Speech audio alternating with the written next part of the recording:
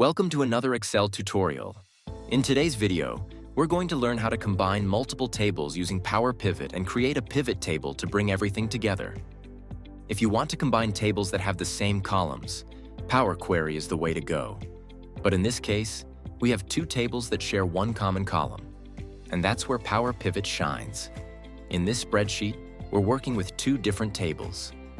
The first table contains SKU, product, brand, category, price, stock quantities, and sales.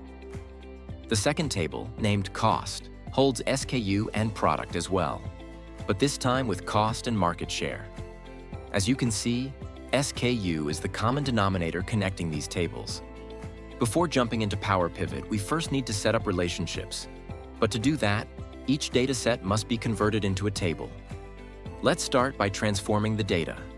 Select any cell in the first data set and press Ctrl+T to create a table. Press OK, and in the Table Design tab, give it a name. Let's call it Main Table. Next, move to the Cost sheet and do the same. Ctrl+T, press OK, and name this one Cost Table. Now that both datasets are formatted as tables, we can create the relationships. Go to the Data tab and select Relationships. Click on New to start creating connections. In Table, select Cost Table, and in Related Table, select the Main Table. For the column that connects them, choose SKU from both tables. Then press OK. After that, close the window. Now let's open Manage Data Model from the Power Pivot tab.